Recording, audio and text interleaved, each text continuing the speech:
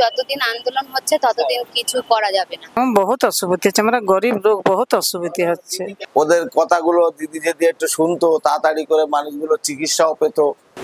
প্রোটেস্টটা হওয়াটা ভালো জিনিস। প্রোটেস্ট কোনো একটা জিনিস হলে যদি প্রোটেস্ট না হয় তাহলে জিনিসটা আরো বাড়বে, কিন্তু প্রোটেস্টের সঙ্গে সঙ্গে এই জিনিসটাও মাথায় রাখতে হবে যে জনসাধারণদের যে সমস্যাগুলো ভোগ করতে হচ্ছে তার কিছু একটা ব্যবস্থা করতে হবে।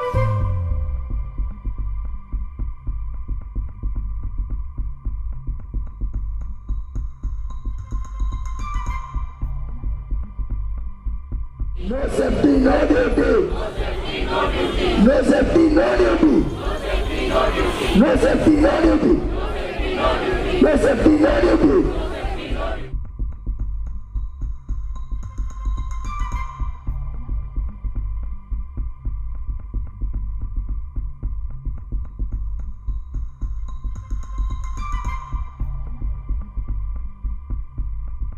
বক্তব্য যে যেটা আন্দোলন হচ্ছে সেটা হোক, কিন্তু আমাদের চিকিৎসাটাও করানোটা উচিত। কারণ আমার পেশেন্টটা, আমার স্বামী আজকে 1.5 মাস ধরে বিছানায় পড়ে আছে।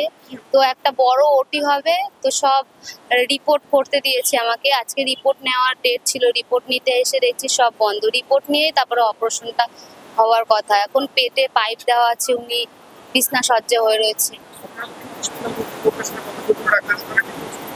তারা বলছে যে আমরা কিছু বলতে পারছি না, যতদিন আন্দোলন হচ্ছে ততদিন কিছু করা যাবে না।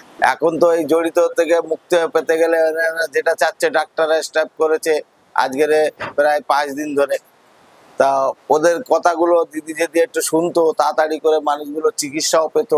যে পেশেন্টগুলো আটকে আছে একটা শোয়ের জন্য, সেগুলো তাড়াতাড়ি বেরিয়ে যেতে পারতো। পেশেন্টগুলো হ্যারাসমেন্ট হচ্ছে, বাড়ির লোকগুলো হ্যারাসমেন্ট হচ্ছে। তারপরে আমরা যে এসে পড়ে আছি, আমাদেরও কাজকামগুলো তো বন্ধ আছে, আমরা কিভাবে চালাবো? যে পেশেন্টগুলো আটকে রেখেছে, ছাড়ছে না, যে কোনো কাজ হবে না, আর কেউ কিছু বলছেও না, যে এই শুধু বলছে এখন কাজ বন্ধ আছে। মোটামুটি এই ভোর সকালবেলাতে পৌঁছেছি এখানে, জানছি মঙ্গলবার আউটডোর।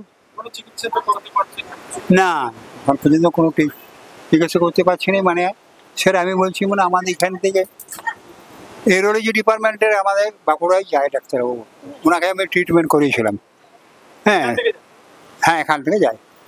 তো উনি বললেন যে কাজগুলো না, আপনার 2টো ক্ষুদ্র অপারেশন আছে, তাতে যাতে আমি খাঁচি না পাচ্ছেন তার ব্যবস্থা করবো আগে, তারপরে কিন্তু টিউমারটা অপারেশন করবো।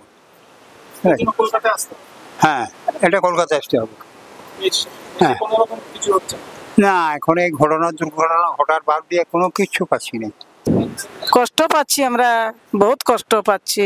গরিব মানুষ, আসা যা করতে কত খরচা হচ্ছে, লোকের এখানে ধার ধীর করে আসছি।